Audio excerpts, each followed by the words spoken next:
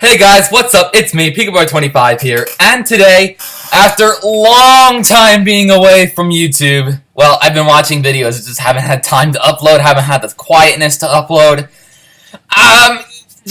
Yeah, it's been a while, but I finally am bringing you another video, Top 100 Coaster Countdown Bonanza Part 8. We're getting close to the end. I can't believe I've already wasted like 4 months in this series. It's gonna be December soon. It's crazy. December is gonna be another hectic time of the month. Don't expect me to don't expect me, but it's gonna be a hard time uploading that time. Because I'll come out with another video explaining why I can't upload. I mean, if you guys are committed to viewing it.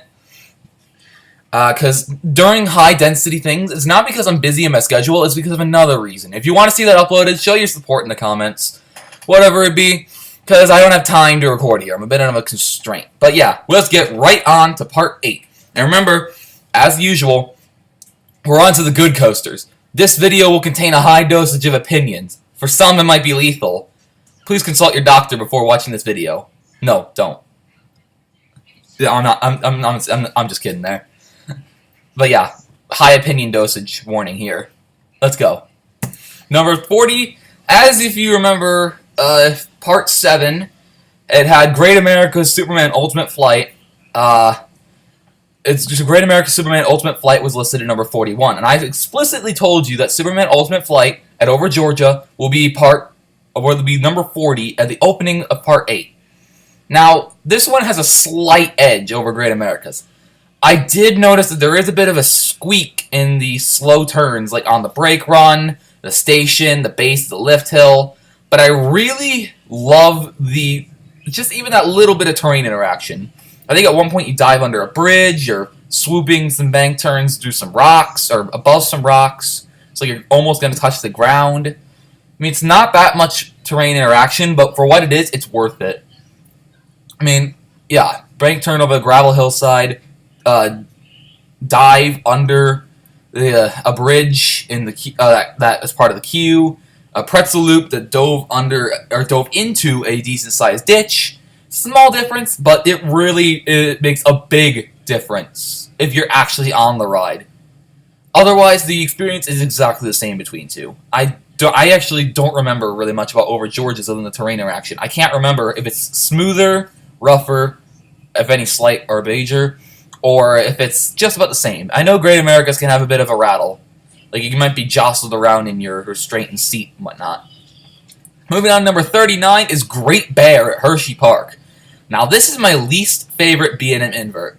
I say least favorite, and we have it at number 39. It's still a good coaster, and is the only B&M coaster at Hershey Park. It's a fine invert for what it is, and it has quite the original yet kind of bizarre layout.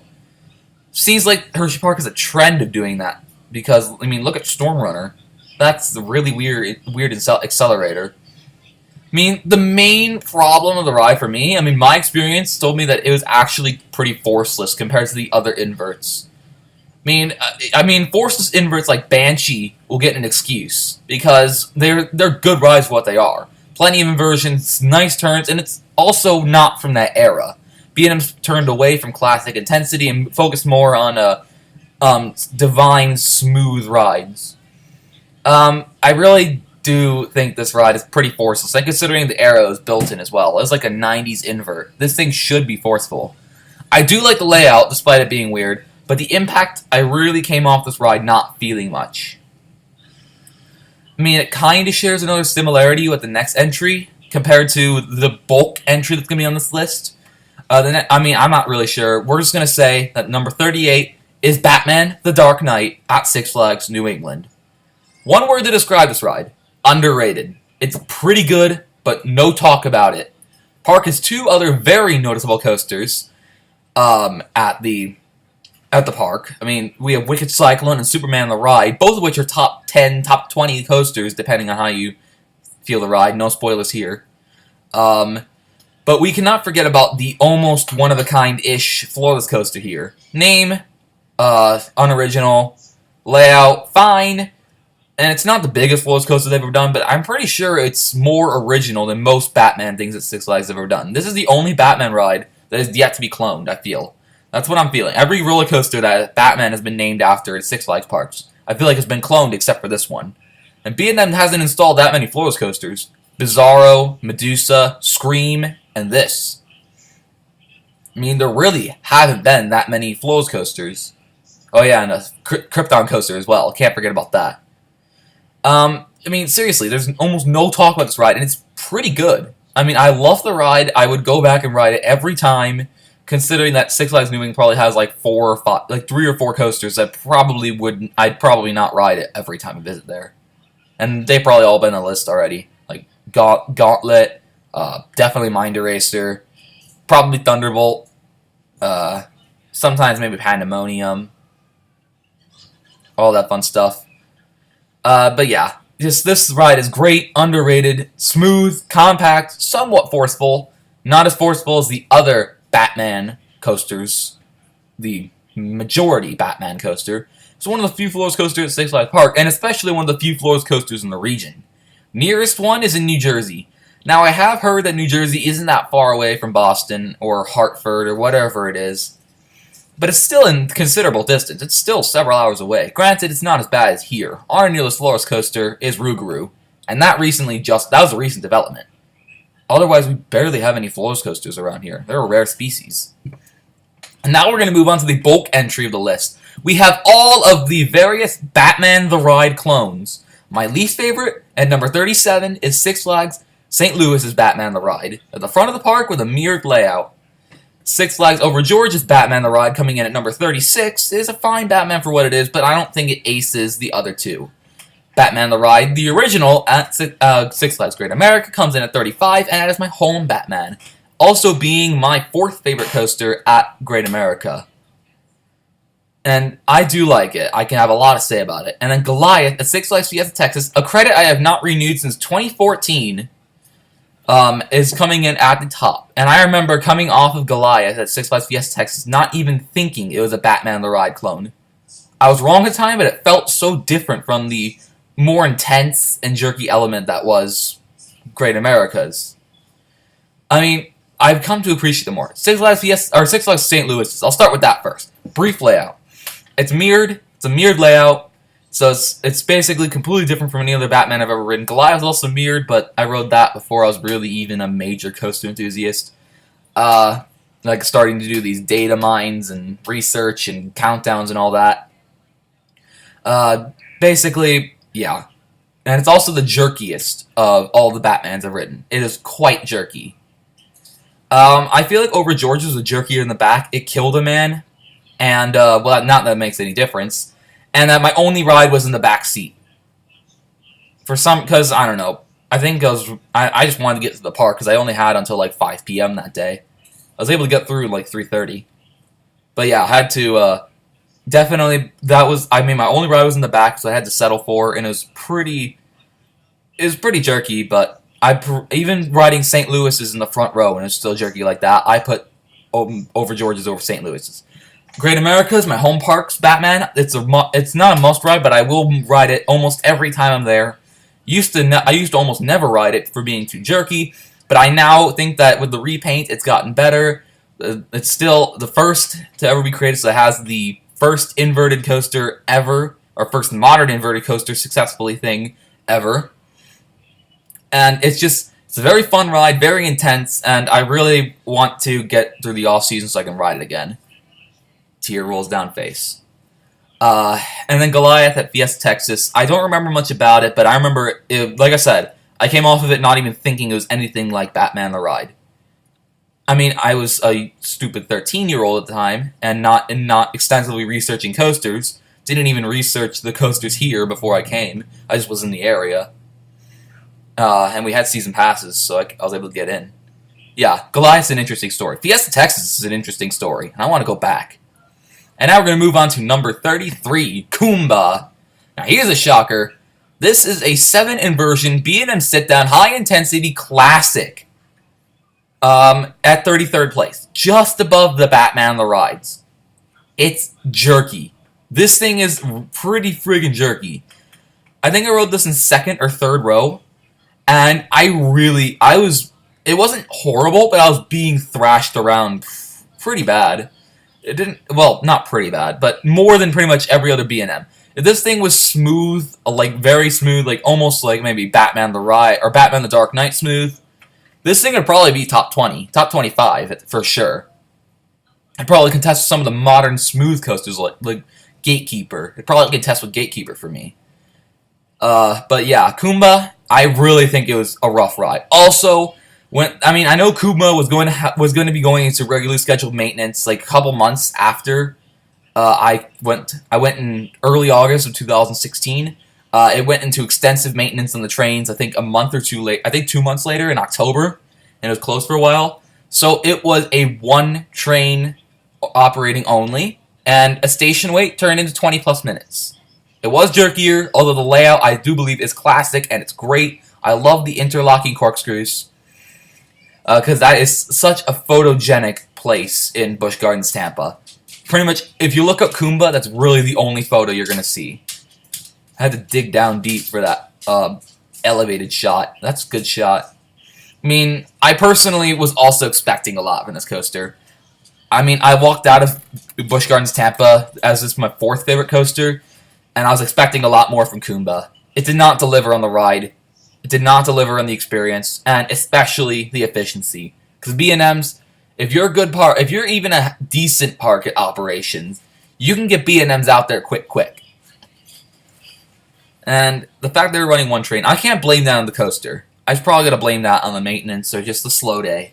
Even though it's Florida, you never have a slow day in an amusement park unless it's a hurricane. Then you're closed. So yeah, Kumba, it's a very interesting discussion. Very, like, almost a lethal dosage of opinions for some people. And just, yeah, controversial to say the least. Because Kumba didn't deliver. I'm just going to say that right. And now let's see what's above Kumba. At number 32, we have Lightning Racer. This is my favorite non-RMC wooden coaster. I originally ranked this ride much lower upon getting back from Hershey Park. But over time, I looked back on the experience, I rode some more wooden coasters, and I came to the conclusion that this is an elite wooden coaster right here. Great GCI, still running smooth, very smooth for a wooden coaster at 15 years old. We've already covered their other GCI 6 parts ago as Wildcat because it's a travesty, but considering you have a better, superior in every way GCI just down the midway from Wildcat makes it even more of a candidate to RMC.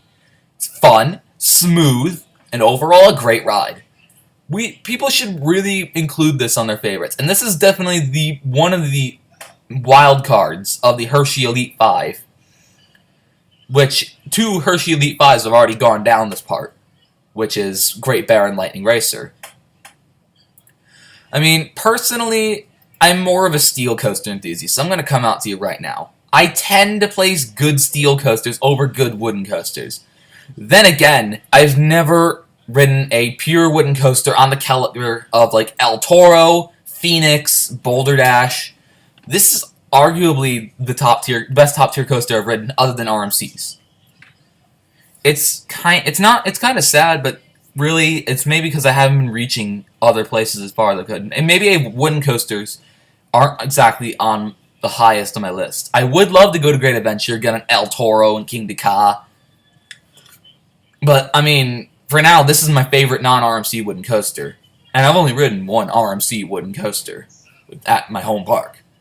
And now we're going to see number 31, another controversial pick. I personally prefer Vekoma Flying Dutchman, excluding Nighthawk, over the Superman Ultimate Flight Clones. The second place finisher for Six Flags America is this thing.